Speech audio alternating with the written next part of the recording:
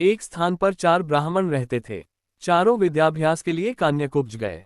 निरंतर 12 वर्ष तक विद्या पढ़ने के बाद वे संपूर्ण शास्त्रों के पारंगत विद्वान हो गए, किंतु व्यवहार बुद्धि से चारों खाली थे। विद्याभ्यास के बाद चारों स्वदेश के लिए लौट पड़े। कुछ देर चलने के बाद रास्ता दो ओर फटता था। किस मार्ग से जाना चाहिए, इसका कोई भी निश्चय न करने पर वे वहीं बैठ गए।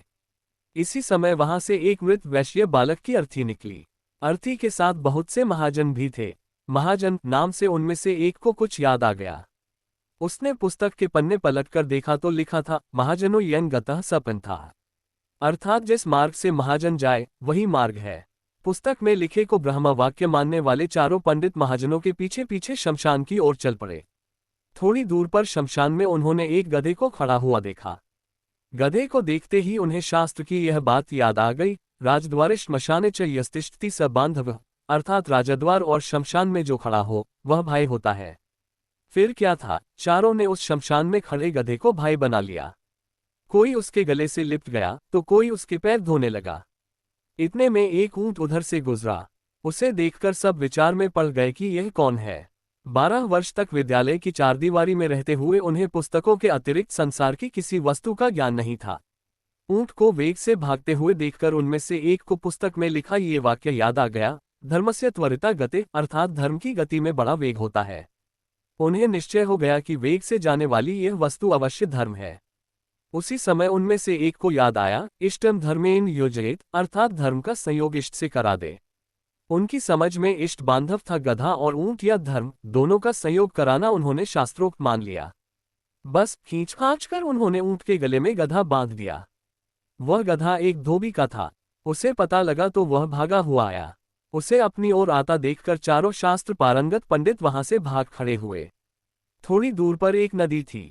नदी में पलाश का एक पत्ता तैरता हुआ आ रहा था।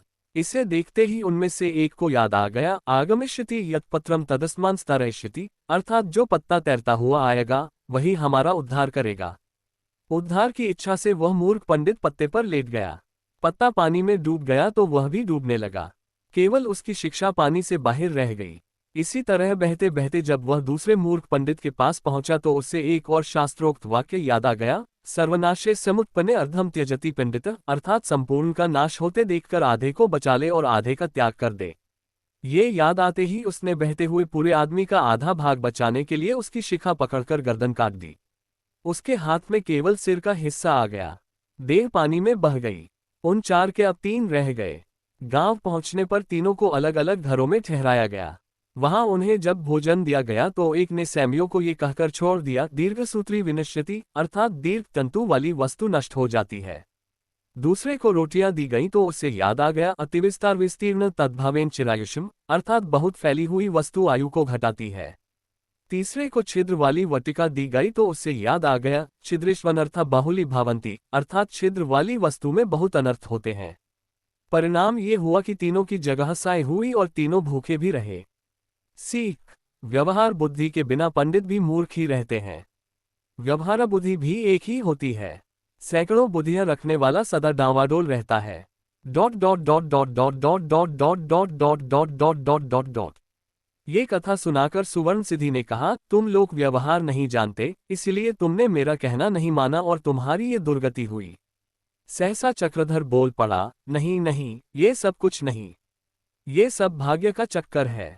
किस्मत खराब हो तो बड़ा बुद्धिमान व्यक्ति भी परेशानी में पड़ जाता है और भाग्य साथ दे तो अल्पबुद्धि भी सुखी रहता है। जैसे शतबुद्धि और सहस्त्रबुद्धि को तो मछुए पकड़कर ले गए, जबकि एक बुद्धि जल में आनंद से विहार करता रहा।